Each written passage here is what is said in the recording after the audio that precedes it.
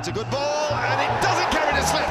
And the match is drawn. Special day and special game and a special ground. The Indians have shocked the English here. 200-year celebration of this famous old ground. 200 up for Lords. That was the headline story of 2014 for MCC when the club celebrated the bicentenary of the world's most iconic ground. A star-filled MCC versus the rest of the world match grabbed many headlines, but the president also highlighted other important work done by the club. It was one of those wonderful years that seemed to have gone by in a blur with so many functions, wonderful functions.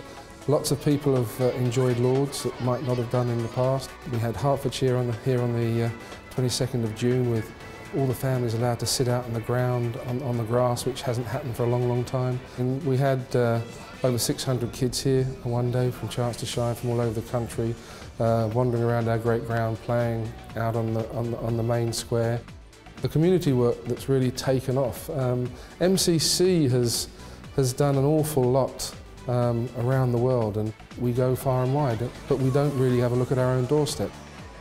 And I think that we've moved on another level, I think. It's been a level that has taken on board communities, not just around the world, but local as well. So I think that's been a huge step forward. The landmark event of the bicentenary was the MCC versus Rest of the World match that featured 22 of the biggest names in the sport, including captain Shane Warne and Sachin Tendulkar.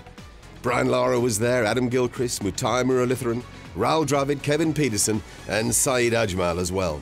Rest of the World batted first, with Virender Sehwag and Adam Gilchrist opening the innings, Gilchrist while wearing a mini camera mounted on his helmet.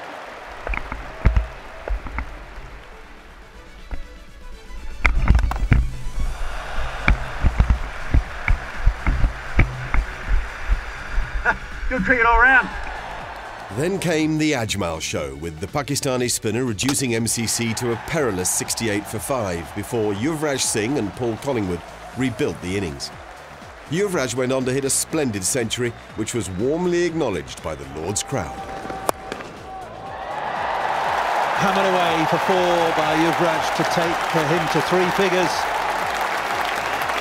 Yuvraj and Peter Siddle planted some late runs before Shane Warne came out to bat and incredibly had his hand broken by Brett Lee Beamer, unintentional of course. The final total was 293 for 7.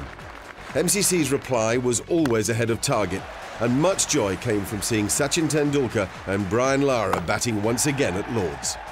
The star of the show was Australia's Aaron Finch, who smashed 181 not out to lead his side to victory for the loss of just 3 wickets, and that capped a very special day at the home of cricket. Now then, has he finished it? Yes, he has. He finishes it with a 6. Fitting, really, that Aaron Finch should finish the innings for the MCC. Being here and just to experience the atmosphere has always been special.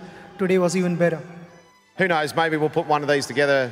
Well, it might not be the 300 years. I don't think any of us will be around then, but maybe there'll be another game around that we can get out and play.